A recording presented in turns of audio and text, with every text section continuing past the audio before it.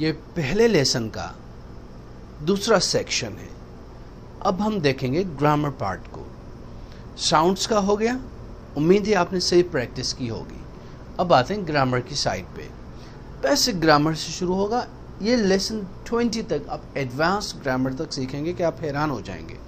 सबसे पहले बेसिक चीज़ों से शुरू करते हैं, बिल्कुल बुनियादी। मुझे पता है काफ़ी चीज़ों को आपको काफ़ी चीज़ें आती होंगी, पर कुछ ऐसी चीज़ें आएंगी जो आपका एक लैंग्वेज और ग्रामर सेट हो जाएगा कि फिर ज़िंदगी भर ज़रूरत नहीं पड़ेगी। यही कोर्स आप भी करें, अपने भाइयों को भी करवाएं, बहनों को भी करवाएं, अपने बच्चों को भी करवा दें, क्योंकि ये लाइफ टाइम एक्सेस है आपका कोर्स का। ग्रामर देखते हैं। ये वर्ड है दिस यानी ये।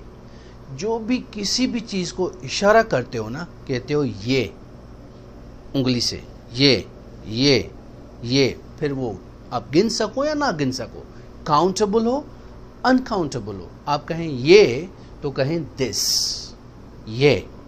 ये मेरा भाई है, दिस इज माई ब्रदर। ये मेरा कमरा है, this is my room.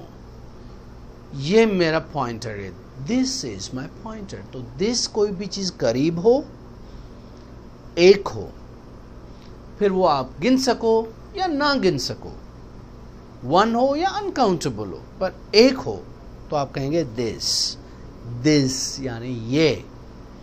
This is good, ये अच्छा है। अब जो भी चीज़ हो जो अच्छी है, जिस पे इशारा कर रहे हो, ये अच्छा है। या भले वो आप तस्वुर में है कि हाँ ये बात अच्छी है, तो आप दिस इज गुड, कुछ भी आपने कहा आप कह सकते हो this is good. This is water, ये पानी है, दिस इज वाटर, ये पानी है। दिस इज ऑयल, ये तेल है। दिस इज माई रूम, ये मेरा कमरा है। दिस इज नॉट फेयर, ये फेयर नहीं है। अब नॉट लगाओगे तो नेगेटिव हो जाएगा। दिस इज लाइफ, ये जिंदगी है। दिस इज हैप्पीनेस, ये खुशी है। दिस इज माई फूड, ये मेरा फूड है। दिस यानी ये। और अगर सवाल करना हो तो व्हाट इज दिस, ये हम आगे डिटेल में पढ़ेंगे कि ये क्वेश्चन कैसे होता है, ये नेगेटिव कैसे होते हैं। पर पहले इस सेक्शन में, इस स्लाइड पे एक चीज समझ जाएं कि जो एक चीज हो और आपके करीब हो, आप कहोगे this is good, this is bad. This यानी ये। एक चीज करीब हो तो आप कहोगे दिस, यही चीज दूर होगी तो आप कहोगे दैट। यही चीज ज्यादा होंगी, 2-4 होंगी तो कहोगे दीज, और यही 2-4 दूर होंगी तो आप कहोगे दोज, वो वाले। ये अब 1 बाय 1 पढ़ते हैं। दिस समझ में आया। अब देखो दैट, दूर है, जहाज है, पहाड़ी है, बंदा है। दैट इज माई ब्रदर, वो मेरा भाई है। किसी ने कोई अच्छी बात की, आप कहो दैट्स ग्रेट, अच्छी बात है आपकी। दैट यानी आप उसी की तरफ इशारा कर रहे हो। देयर इज अ बर्ड, वो परिंदा है। देयर इज अ माउंटेन, वो पहाड़ है। दैट्स माई हाउस, वो मेरा घर है, वो मेरी गाड़ी है। दैट्स माई कार, दूर हो एक हो, दैट। करीब हो एक हो, दिस।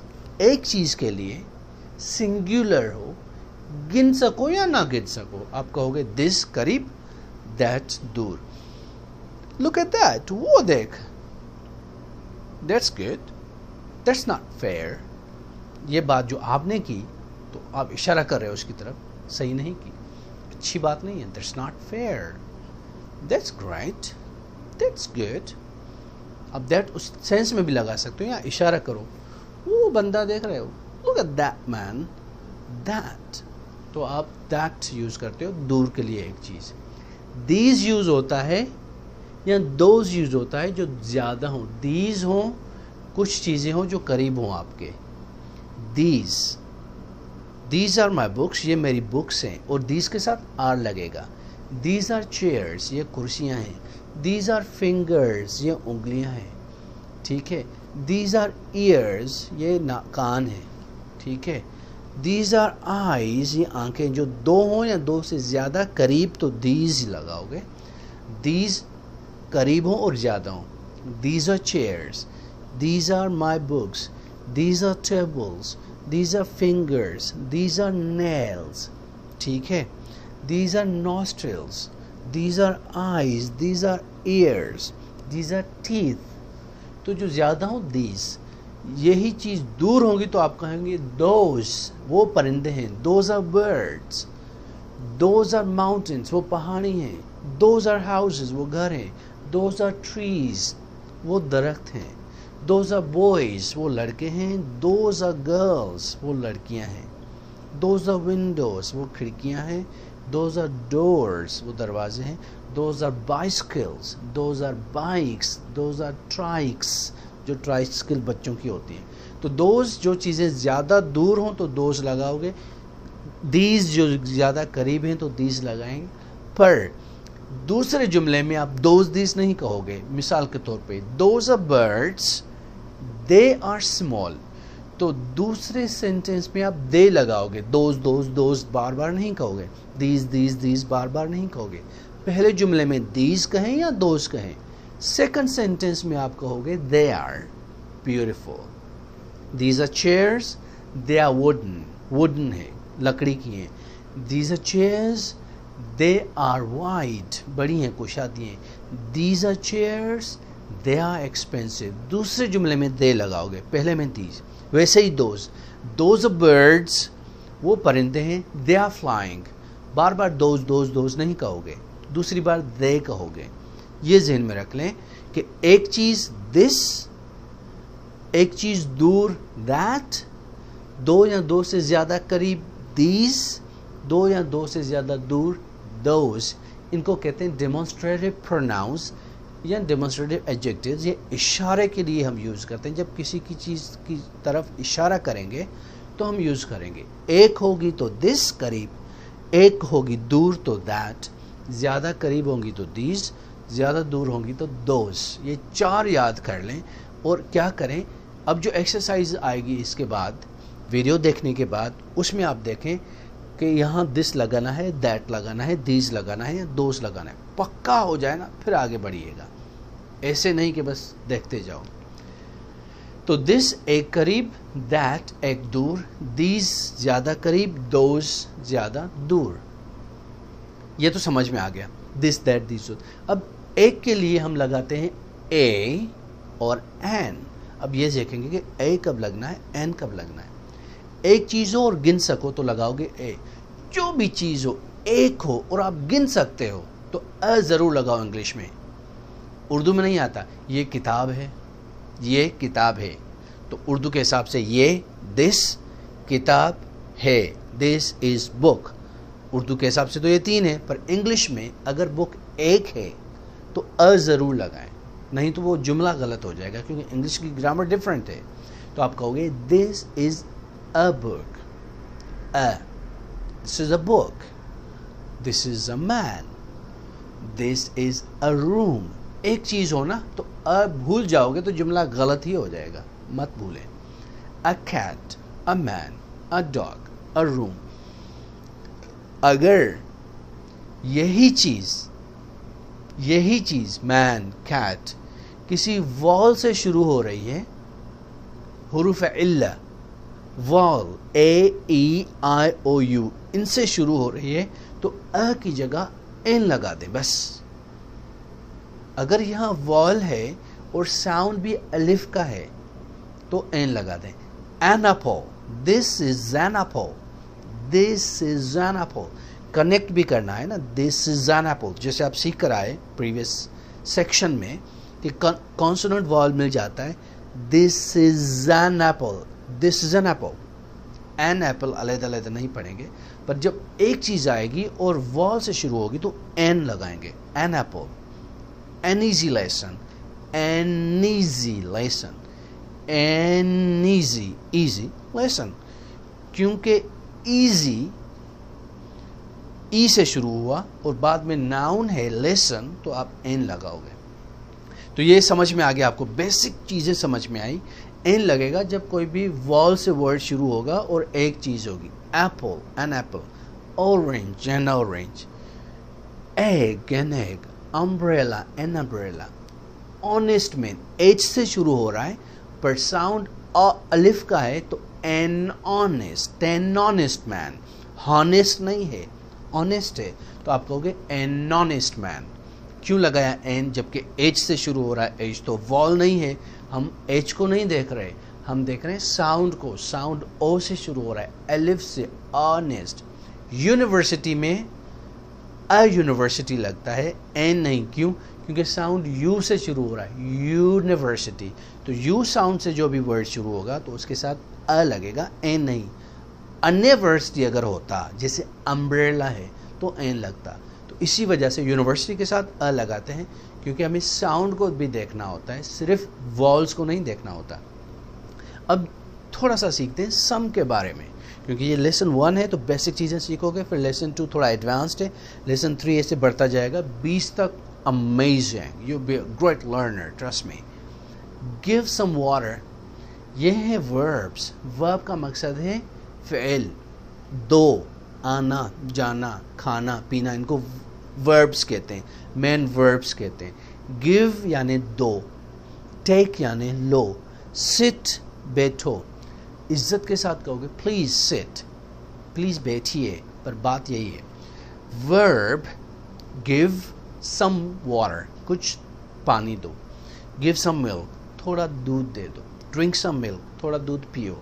हेल्प सम पीपल, कुछ लोगों की मदद करो। सम एक चीज़ के साथ भी आ सकता है, अनकाउंटेबल, जो गिन नहीं सकते, पानी नहीं गिन सकते, दूध नहीं गिन सकते, तो सम लगा दिया, अ एन नहीं लगाया। ड्रिंक सम वाटर, थोड़ा पानी पियो।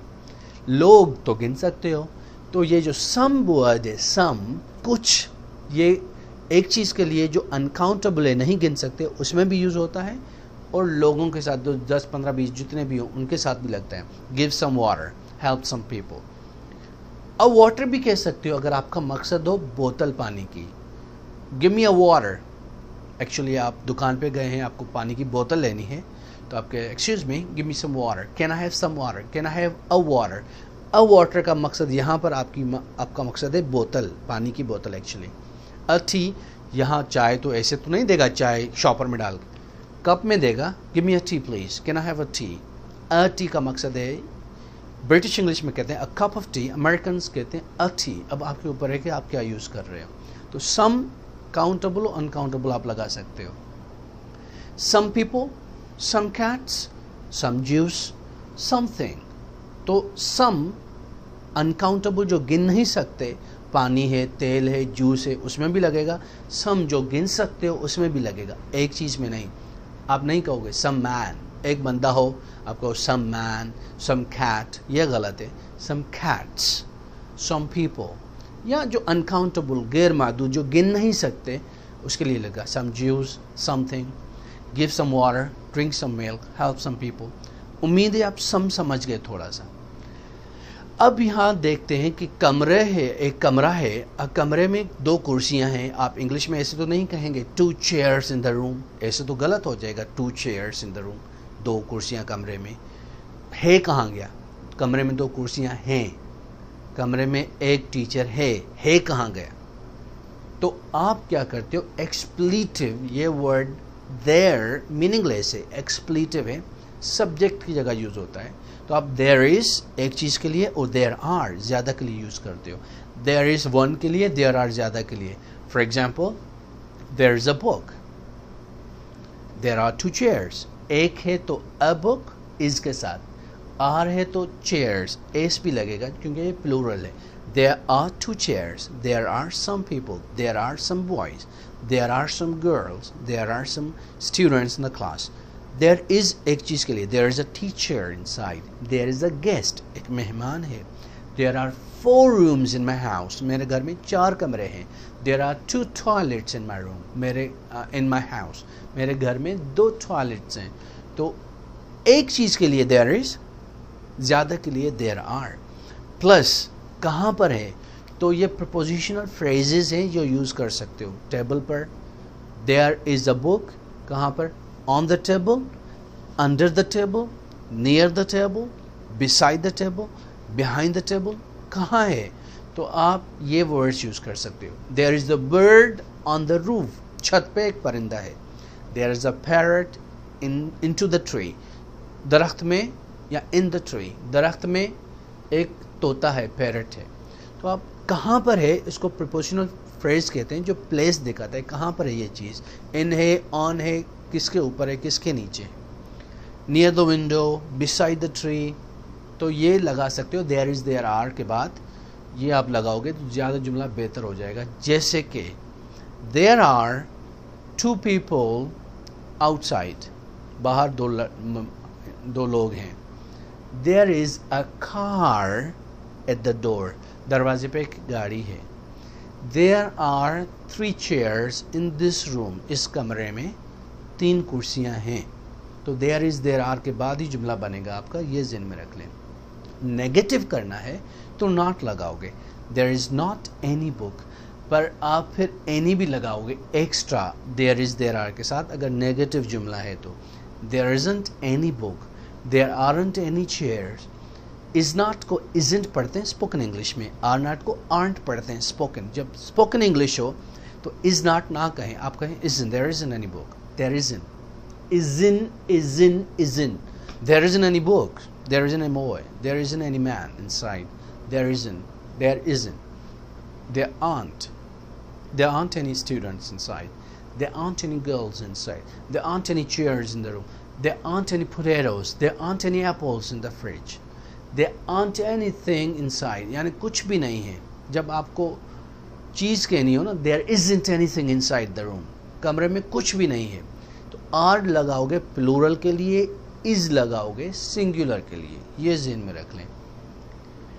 क्वेश्चन करना हो तो इज को आगे लगा दो, क्या कमरे में कोई टीचर है, is there any teacher inside the room, is there, क्या बाहर कोई कुत्ता है, is there any dog outside, तो is there a dog outside, are there any boys outside, are there any potatoes or are there any eggs in the refrigerator। Question पूछ रहे हो कि फ्रिज में अंडे हैं, are there any eggs in the refrigerator, are there any chairs in the room, are there any students in the classroom, is there any problem with you, क्या तेरे साथ कोई मसला है, is there anything wrong, क्या कोई गलती है, कोई गलत चीज़ है। तो is there एक चीज़ के लिए, क्वेश्चन आर देयर ज़्यादा चीज़ के लिए यूज़ होता है। क्वेश्चन करना हो तो आर देयर एनी प्रॉब्लम, तो सम की जगह आप एनी लगाते हो बस। ये देखो देयर आर सम प्रॉब्लम्स, कुछ प्रॉब्लम्स हैं, सम है ना यहाँ पर कुछ, यही अगर सवाल बनेगा तो एनी लगेगा कुछ की जगह। आर देयर एनी प्रॉब्लम्स, क्या कुछ प्रॉब्लम्स हैं, इज़ देयर एनीथिंग रॉन्ग, तो क्वेश्चन होगा या नेगेटिव, सम की जगह एनी लगाओ, एक ही मीनिंग है। क्वेश्चन सवाल, नेगेटिव मनफी, तो सम की जगह एनी लगा दे, वो नेगेटिव हो जाएगा या क्वेश्चन हो जाएगा, ये ज़हन में रख लें। तो क्वेश्चंस नेगेटिव्स में एनी लगेगा, नहीं तो सम लगेगा। Are there any problems, there aren't any problems, अब एनी की जगह नो भी लगा सकते हो, there are no issues, there are no problems. तो आरंट एनी की जगह सिर्फ नो लगा दो, फिर भी एक ही बात है। For example there are no issues, there are no students, there are no boys, there are no chairs, there are no eggs. Aren't any की जगह आप नो भी लगा सकते हो। इज एम आर, ये बहुत सिंपल सी चीज़ें होती हैं, बेसिक में आपको आनी चाहिए। इज लगता है एक चीज़ के लिए, ही शी इट और एक नाम हो अली, तो उनके साथ इज़ लगेगा। ही is a student, she is a teacher, it's difficult, Ali is a nice boy. Is एक चीज़ के लिए, यानी उर्दू में होता है, अली अच्छा लड़का है, Ali is a good boy.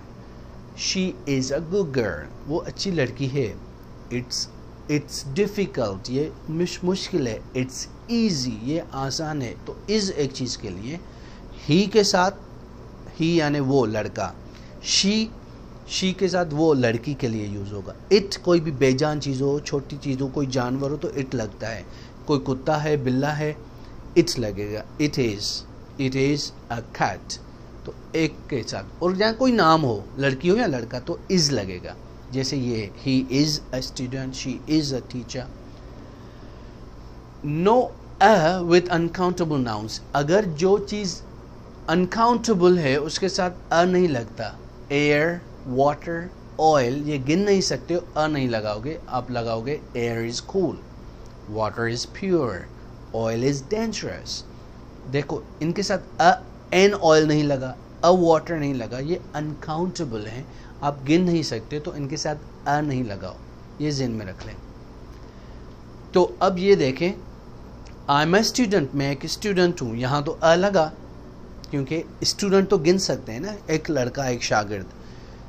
It is water, ये पानी है, पानी आप नहीं गिन सकते, पानी तो पानी होता है, तो आपने अ नहीं लगाया, सम लगा सकते हो, आपकी मर्जी है, वरना it's water, I am student, it's water, it's a water नहीं लगाएंगे, ये ज़हन में रख लिया। तो यू वी दे के साथ लगता है आर, जैसे हम सारे स्टूडेंट्स हैं और इनके साथ अ नहीं लगता। We are students, we are students, they are students, you are students, तो आर लगेगा जो ज़्यादा हो और उनके साथ अ नहीं लगेगा। No a when are is used. You are friends, a friend नहीं, क्योंकि आप ज़्यादा हैं, अ लगेगा एक चीज़ के साथ, जो ज़्यादा चीज़ें होंगी उनके साथ अ नहीं लगेगा इंग्लिश में। तो you are friends, you are students, you are my brothers, you are my sisters, are plural के साथ लगेगा। ये देखें, थोड़ा सिंगुलर प्लूरल देख लेते हैं कि सिंगुलर यानी एक चीज़, प्लूरल यानी ज़्यादा चीज़ें। बॉय एक लड़का, बॉयज़ ज़्यादा लड़के। कैट एक बिल्ली, कैट्स ज़्यादा बिल्लियाँ। जो वर्ड्स च, श, स, एक्स और ओ के साथ खत्म होते हैं, अक्सर उनके बाद ईएस लगता है, जैसे मैच, मैचिज, उनका साउंड भी इज हो जाता है, मैचिज, मैथ्स नहीं। ब्रशेज, ब्रश नहीं। Benches, pushes, classes, foxes, mangoes. तो जो वर्ड्स इन चारों पांचों पे ख़त्म होंगे उनके बाद ईएस लगेगा, फिर प्लूरल बनेगा, फिर जमा होता है उसका, ठीक है। बॉय का तो बॉयज़ हुआ, मैच का मैचिज हुआ, ईएस एक्स्ट्रा लगी, क्यों? क्योंकि च के साथ लफ्ज़ ख़त्म हो रहा है। ये रूल ज़रा याद कीजिएगा, आगे काम आना है आपने, ये ज़हन में रख लें। ये जो शॉर्ट फॉर्म्स होते हैं ये स्पोकन इंग्लिश के होते हैं। जब भी हम इंग्लिश बोलते हैं तो हम शॉर्ट फॉर्म्स में बोलते हैं, और जब भी इंग्लिश हम लिखते हैं तो हम फुल फॉर्म्स में लिखते हैं। ये रिटन इंग्लिश है, ये स्पोकन इंग्लिश है। For example, I am, we are, you are, he is, she is, it is, they are. ये रिटन इंग्लिश है। जब आप लिखेंगे तो ऐसे लिखेंगे, और जब आप बोलेंगे तो आप ऐसे बोलेंगे, I am, not I am. I am fine, we are friends, not we are, but we're friends. You friends, you are actually, your friends are connect हो जाता है, short हो जाता है थोड़ा सा। You friends, you're great. He's my brother. He's, not he is, but he's. He is लिखना होता है, पढ़ना होता है he's. She's, not she is, but she's my sister. It's okay. It is नहीं, इट इज़ लिखना होता है, पढ़ना होता है it's okay. They are my friends, they are great, they are guests, वो हमारे मेहमान हैं, वो हमारे दोस्त हैं।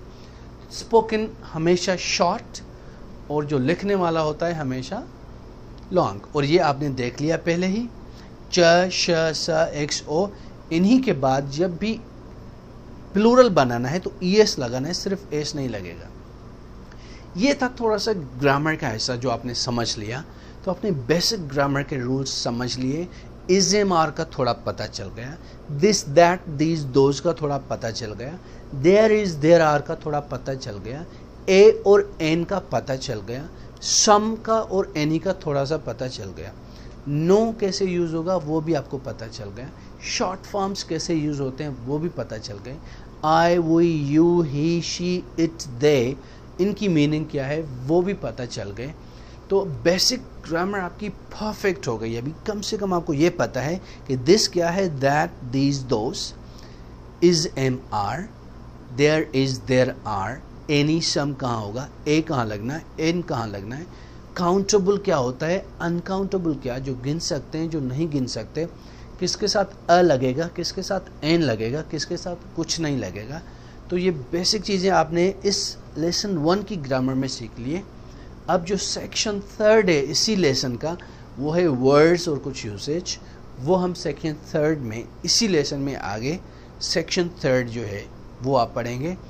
और हमेशा याद रखें, जैसे ही अभी ये सेक्शन आपका पूरा हो तो इस लेसन की जो एक्सरसाइजेज हैं वो ज़रूर करें, समझें, और उसके बाद आप सेक्शन 3 में जाइए। वो सही समझ में आए, फिर उनकी एक्सरसाइजेज जो परफेक्ट समझ में आ जाएं, तो इसी लेसन को दोबारा एक बार रिवाइज करें नेक्स्ट डे पर। बिल्कुल समझ में आ जाए तो ठीक है, नहीं आए तो फिर कमेंट करके, क्वेश्चन करके मुझसे आप डायरेक्ट पूछ सकते हो, मैं उनके जवाब आपको ज़रूर दूंगा इंशाअल्लाह।